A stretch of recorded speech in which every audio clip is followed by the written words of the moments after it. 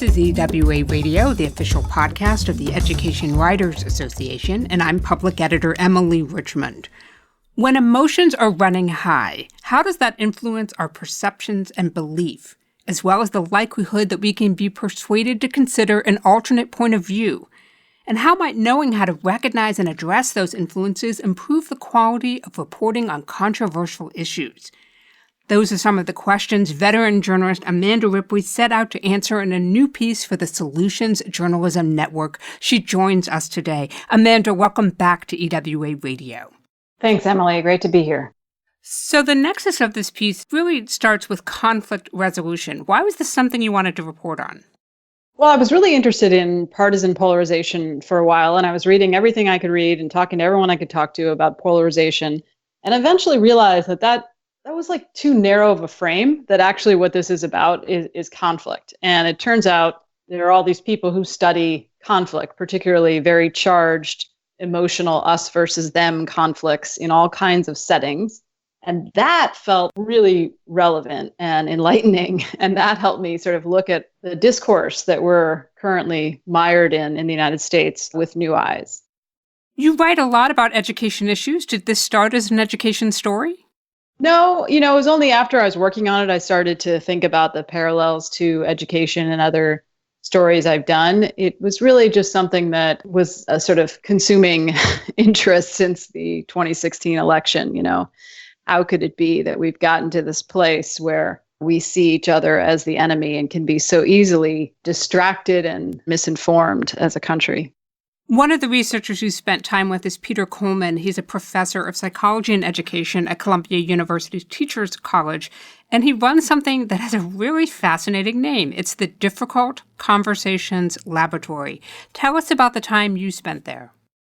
So basically for a decade, they've been running people in this laboratory, strangers, through difficult conversations. So what they do is they survey you about a number of, polarizing issues, everything from abortion to gun control to the Middle East.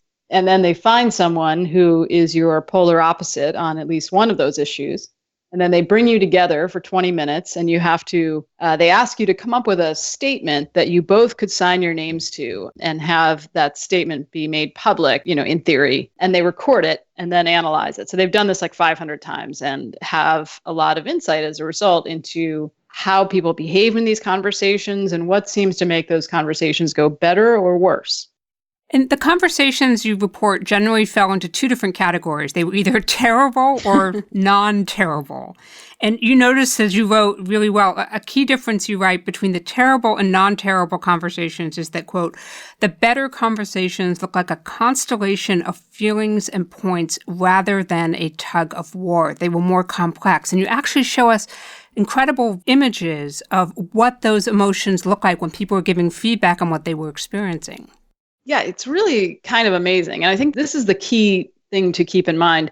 The goal is not to make people agree or to abandon their beliefs in 20 minutes. The goal is to get them to express their beliefs, to stick with their beliefs, but still treat each other with decency and be curious. You'll notice the more kind of indignant you are, at least I am, the more kind of righteous and certain I feel about an issue, the less curious I am. And so these things are kind of inversely related. And if you want to have a conflict be healthy and productive, which conflict definitely can be and often is, then you need to stay in this kind of green zone of curiosity and expression. Like you're still expressing what you believe, but you're able to listen to the other person, even if you walk out of there still totally disagreeing.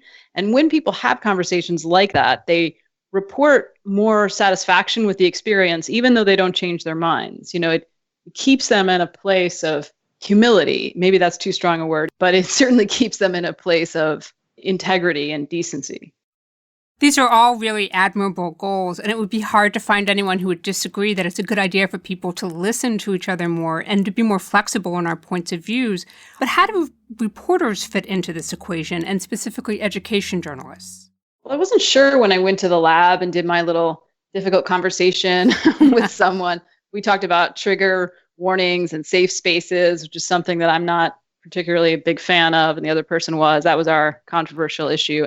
But afterward, when I looked at the results of the research these guys have done, what was really clear is that there is a way to induce complexity, and they've figured it out. And one way to do it is to have people read something before they have their conversation that is complicated, that isn't one side and the other side, but actually is many different perspectives in sort of integrated and compared and contrasted in sophisticated ways. And when you do that, when people read that and then go have their difficult conversation about something totally unrelated to that reading, they tend to have much better conversations. If, on the other hand, you give people something to read that's about the very same subject with the very same information, but is kind of like a traditional news story where you do one side, then the other, people tend to get mired in negativity. So that's when I realized, okay, so this has obvious implications, right, for journalism. When we give people the traditional news story, we pretty much encourage them to remain mired in negativity and to walk away with their pre-existing biases more firmly entrenched, which I don't think any of us intend to do. But seeing it laid out that way was kind of hopeful, because then we know, oh, okay, we could actually influence these conversations people are having. In your piece, you lay out 6 strategies for what you call complicating the narrative. I want to focus on one of them right now. At the same time, I want to encourage our listeners to read your full piece for the other 5. You make the recommendation that people should, quote, ask questions that get to people's motivations. To me, that seemed like a switch that could be flipped pretty quickly by beat reporters and wouldn't necessarily require a seismic shift in how they do their jobs.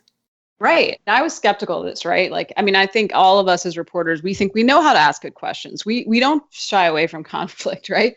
But I met a bunch of mediators, and particularly a couple who had been journalists in the past and now are conflict mediators. And they all told me that there were all these questions we should be asking that I just wasn't asking. So you're right. This is a pretty easy one to put into practice and think, like, do any of these questions, have I asked any of these questions? Would it be interesting to try? For example, a woman who was a journalist who's now a mediator, she suggested asking, what do you think the other side wants? What do you and your supporters need to learn about the other side in order to understand them better? Or something like, what's the question nobody's asking? What is oversimplified about this issue? And these are ways that you try to kind of get underneath the usual script, right? To see, like, what is actually driving people's passion? And in a really polarized issue, there's usually very core values and beliefs that the words we say don't necessarily reflect.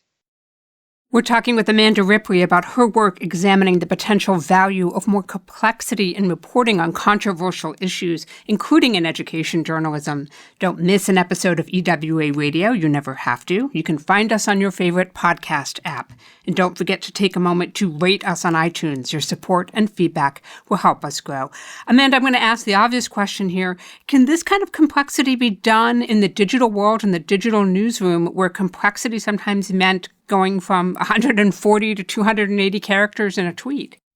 I think it can be done. I think it's easier to just keep hitting the same indignation buttons over and over. For sure, that's easier, right? Like every single day, you can find something that will light up the reward centers in your audience's brains, and you don't have to do much work. But I actually think at a certain point, that's already started to come back around to bite us. I just think if you look at how the public feels about the media, we have lost people. We have lost not just their attention, but their trust. And so continuing to do the same thing, it feels like kind of living in a time warp if you think we can keep doing the same thing over and over and develop meaningful, long relationships with readers. So I actually think it's not as hard as it sounds. It depends obviously on the subject. But I think one of the things that makes this kind of work intriguing is that it's counterintuitive. So if you can hit people with a counterintuitive headline, you've got them, right? And so if you are able to complexify an issue and give them something that they don't expect, that's a really easy way to get people's attention, as opposed to just, igniting their rage. You've been collecting examples of stories that complicate the narrative, in your words. What have you found so far from the education beat? It's funny. I was just reading a story that I think you recommended on Twitter that was in the Atlantic about the new New York City schools chancellor. Yes, it's a terrific piece by Adam Harris in the Atlantic, which I agree with you had a lot of complexity. One moment that comes to mind for me is when the chancellor meets an activist outside of a community meeting. Yeah, I love that moment where, he comes out and he's like, you just got to jump on the tiger or something like that. Exactly. And what he's trying to do is integrate New York City schools, right? So this, this is not a small goal. And the activist says, well, I've been jumping on this for decades. And you're right. We don't feel like, oh, this new chancellor is just a naive idiot, or, oh, this activist is just a cynic. We're kind of in this middle place, which feels about right to me. What are some story ideas for education reporters that you think might line up with this approach? One thing that's tempting to do, I've done it myself, when you're working on a controversial issue, which almost everything is, it seems, in education, you call the union and you call the so-called reformers, and you do kind of get both sides. And it's sort of like, why do we do that? I mean, we know what they're going to say. Would it be worth calling someone we don't actually know what they're going to say? And to me, the very simplest, easiest way to complicate stories is to call students, to ask students, to have them be the majority of your sources. I think that makes a huge difference, and it can really save you from falling into the oversimplification trap. Help me make the case to my editor that this is a worthwhile endeavor. I mean, they got to feed the beast. They want that copy cranked out. And obviously, producing stories like this will take a little more time. I don't necessarily know if it's going to take much more time. I think it depends on the piece. Talking to students might take a little more time than calling like the same old union people or the same old politician, but not a lot. I think people over time are looking for something different from the media. And the media is, of course, desperately looking for a business model. And increasingly, as we ask people to subscribe and to become long-term members of a community for a media outlet, we're going to have to treat them differently. We're going to have to give them something a little bit more surprising and more meaningful that isn't just what they expect and what makes them enraged. At a certain point, people just tune that stuff out. I think for a lot of us, that difficult conversations laboratory is happening at the Thanksgiving dinner table when we see some out-of-town relatives. And I'm just wondering, are education issues really more political and polarized right now based on your experience? Or does it just seem that way because of how tense things feel overall to a lot of us? I think things just feel really tense overall. I don't know if education's any more or less tense than it was 5 years ago. One of the things that helped me in my own difficult conversations at Thanksgiving tables is to realize that you really have to be clear about what your goal is in these conversations. If your goal is to persuade someone or to find common ground or to get something done, then complexity is the only way to do that. And that means you have to show the other person you've heard them. Even if you never agree with them on any level, you have to show people you've heard them. And there's a lot of research on this that I just didn't know. But you have to basically distill what they've told you and give it back to them, which journalists are good at, right? I mean, we're, in theory, pretty good at taking in information and pulling out the essence. And if you do that, if you say, so it sounds like you think XYZ, what you find is about half the time people will say, actually, no, that's not quite right. Then you find out what they actually mean, and it opens them up, like them feeling heard. Even if they know you violently disagree with them, they will suddenly lower their guard 2 inches and hear what you have to say. It's a very human, very predictable pattern. You're admirably candid in your piece about what you didn't know, and more specifically, what you haven't done in your own work as a journalist that aligns with this sort of nuance and that push for complexity. Is there a story you've written where you now look back and kind of wish you could have a do-over? Yeah, particularly on social media. I wish I could kind of do over many tweets from years ago. And then within stories, it took me really too long, for example, to listen to kids when it came to their complaints about standardized testing.